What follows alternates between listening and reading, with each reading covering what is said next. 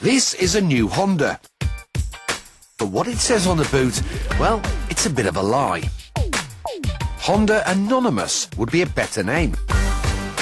When it comes to executive saloons, buyers flock to the E-Class A6 or 5 Series. The Legend just doesn't show up on anyone's radar. Except this 4th generation model might change things. Honda are fighting back by packing the car full of technology. There's a system to make sure you keep within the white lines of a road. Sensors detect you drifting across and apply a small amount of corrective steering to put you back on the straight and narrow. And there's active cruise control, which will automatically jump on the brakes if it senses a collision.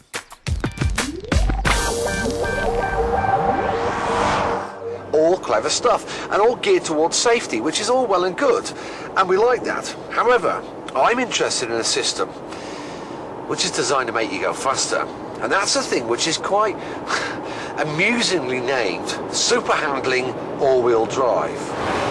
Normally, if a car thinks you're getting into trouble, the stability control cuts power to restore order. Safe, but you lose speed. Honda's system doesn't cut power. It just sends more to the wheels that can use it best. For example, if the car wants to plough straight on in a right-hander, i.e. understeer, the Legend feeds more power to the left rear wheel, pushing the nose into the bend, which should make for very tidy, very fast cornering. In fact, the men from Honda tell us the Legend now drives better than a BMW 5 Series or Audi A6, but we're going to take to the track and find out ourselves.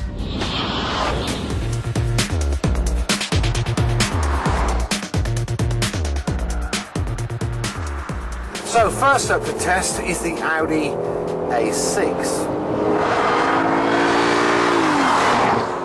Now it feels reasonably softly sprung, the car, but very accurate. You know, the steering's very precise. It goes exactly where you want it to on the way into the corner.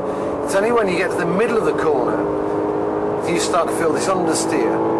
It's pretty good, but it's just a bit dull. Still, when we put the clock on the Audi, it managed a very respectable lap time of 1 minute 28 round the circuit.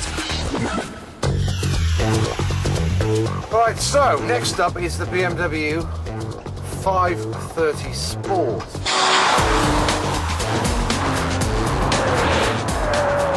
Straight away you feel the difference compared with the Audi. The steering's much more direct. Car feels like there's much less roll in it. The front of the car feels lighter. It's just such a lovely turn in, such a lovely feel through the steering wheel.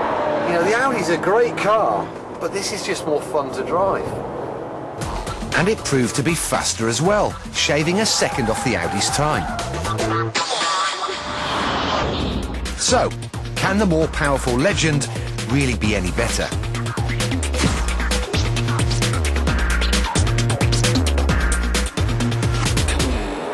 Now, the technology in this new Legend, the super handling all-wheel drive system, it takes a bit of getting used to. On first impressions, you might not think there's a difference, because if you go into a corner perhaps a little bit hot, the car will still understeer like any other car would. You have to learn that you need to get on the power, and then the brain goes, okay, we'll put some torque across to the outside rear wheel. Then the understeer does stop, and in fact sometimes you can get into a slight oversteer sensation.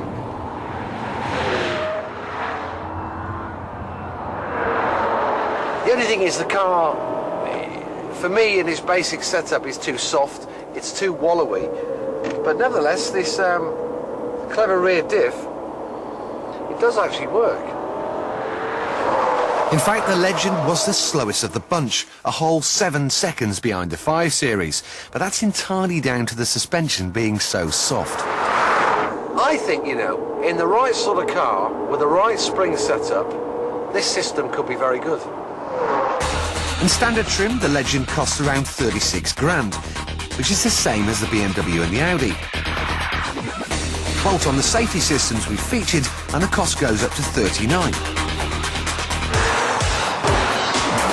But in spite of its clever gadgets, it's still not the fastest car here. Nor is it the most rewarding to drive. So, the BMW gets our vote.